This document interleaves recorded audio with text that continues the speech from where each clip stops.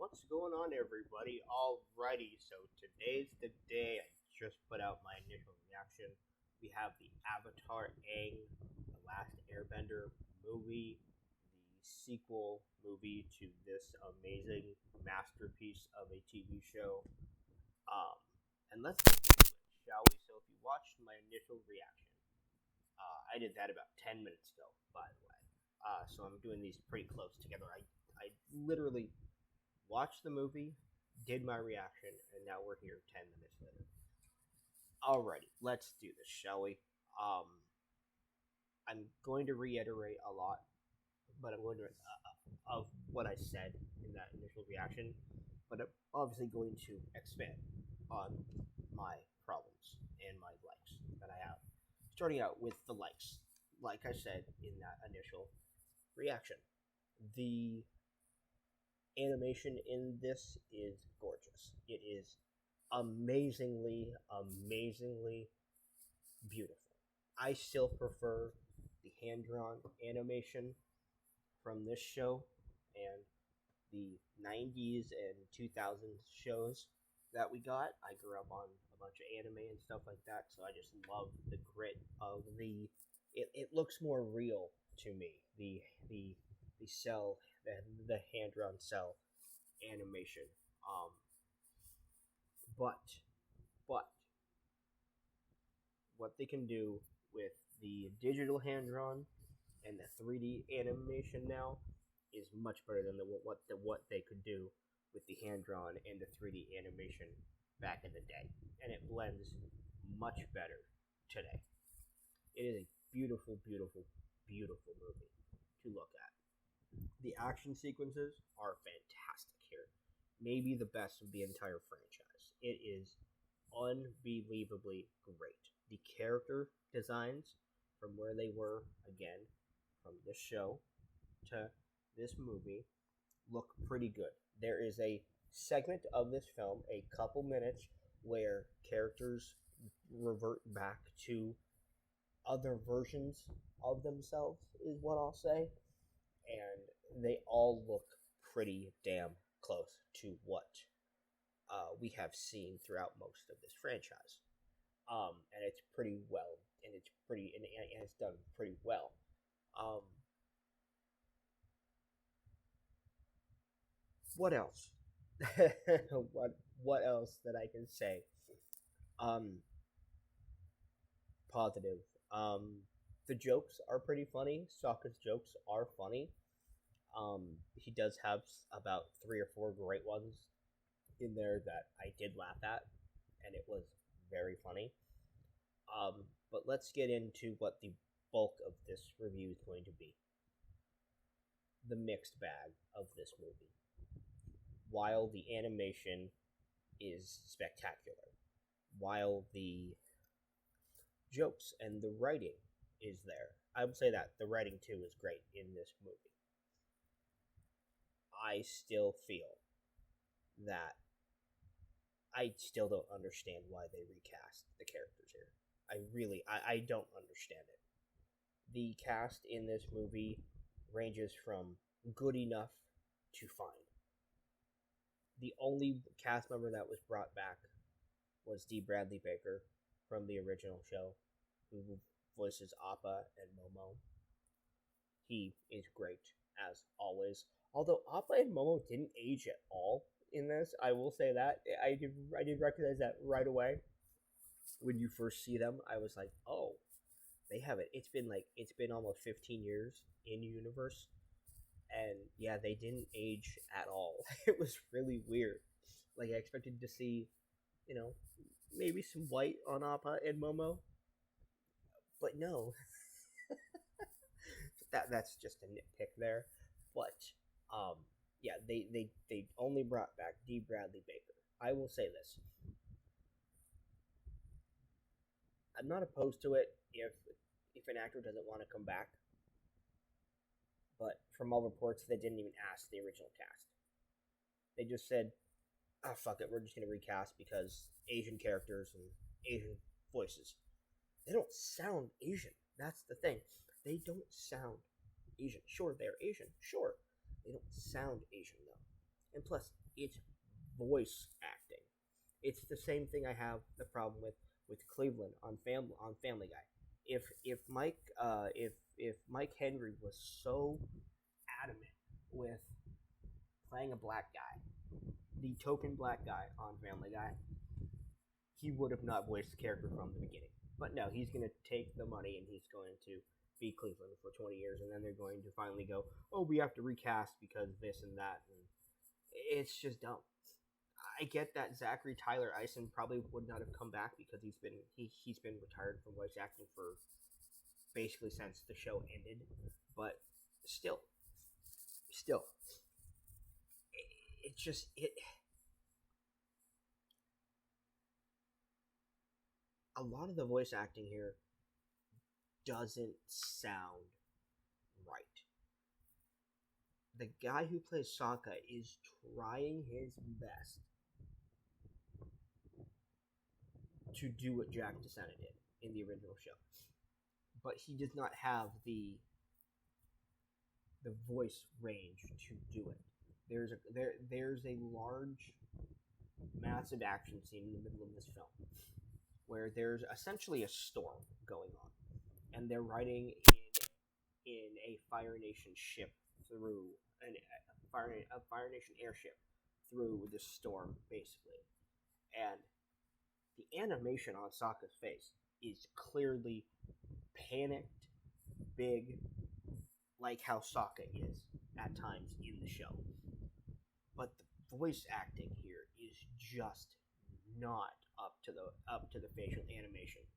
He's going, "Oh my God, we're gonna die," and the voice performance is, "Oh my God, we're gonna die," and it just he's trying to do it. He's trying to match the performance of the animation, but he can't quite get there. Here's another thing: if they want to cast all Asian actors, why is Dante Bosco not in this film? Because he's Asian, and as much as I like Steven Yeun, and he's pretty good in this film as Zuko, he doesn't get much to do, but for what he does, yeah, he's okay. He's good. Dante Bosco would have been so much better because I don't care what anybody says.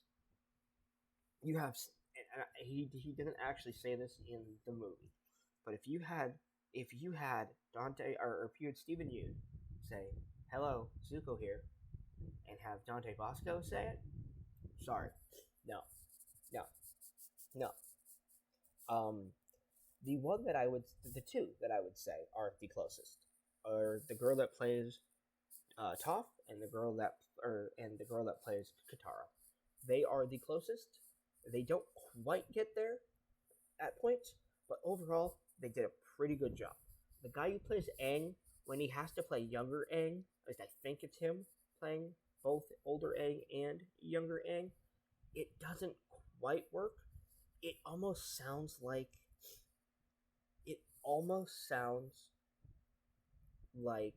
in the new Lion King, the kid that played young Simba, how he sounds really young. In this, it sounded weird that Zachary Tyler Eisen's voice wasn't coming out of a younger Aang in a flashback that opens the film. It was very, very bizarre, very, very weird.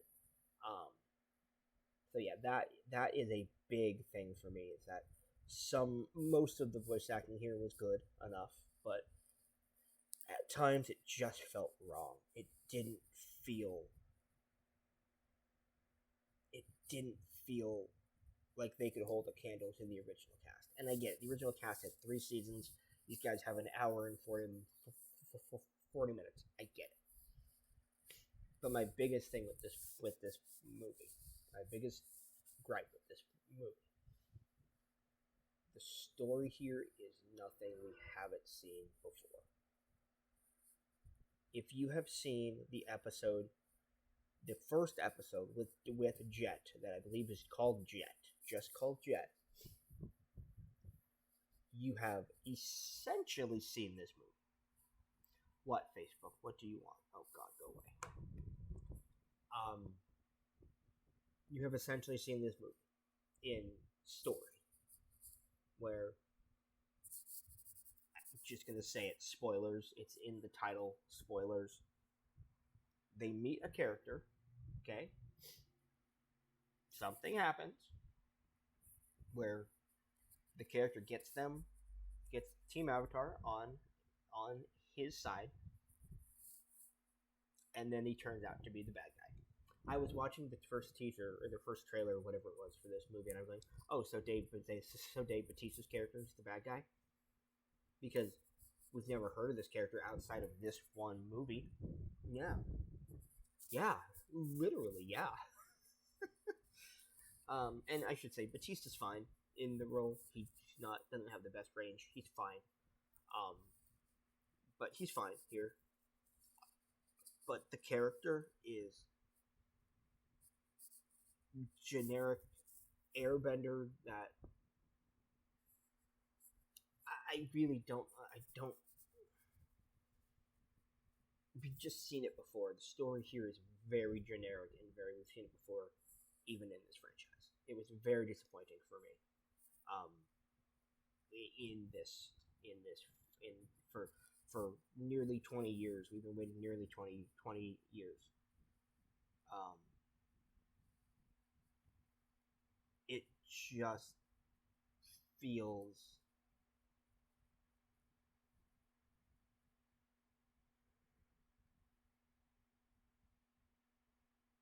just feels very, hey, the fans want this, so we're gonna kind of rush it out. And I understand, and I understand. um, I understand why Paramount Plus why Paramount put this on Paramount Plus, because it's a very, we've seen it before type of story. And yeah, overall, waiting since 2008, reading the comics, but wanting a continuation movie or show, and getting this movie after nearly 20 years, little disappointed. Again, the action and the animation is as great as it ever was.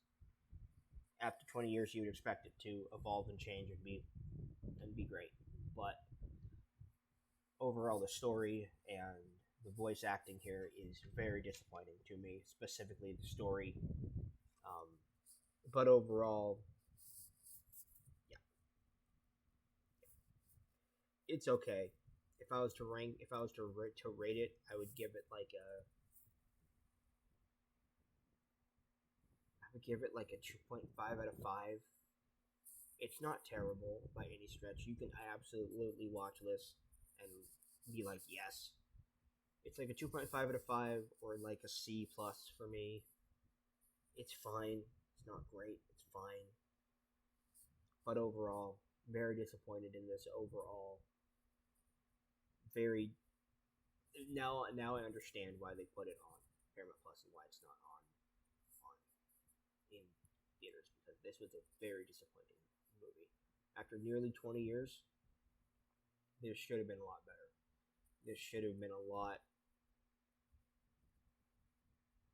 This should have been better than it was, and it's just not. So that's it. That's all I have for you guys today. I'll talk to you guys later on. Peace out. Bye bye.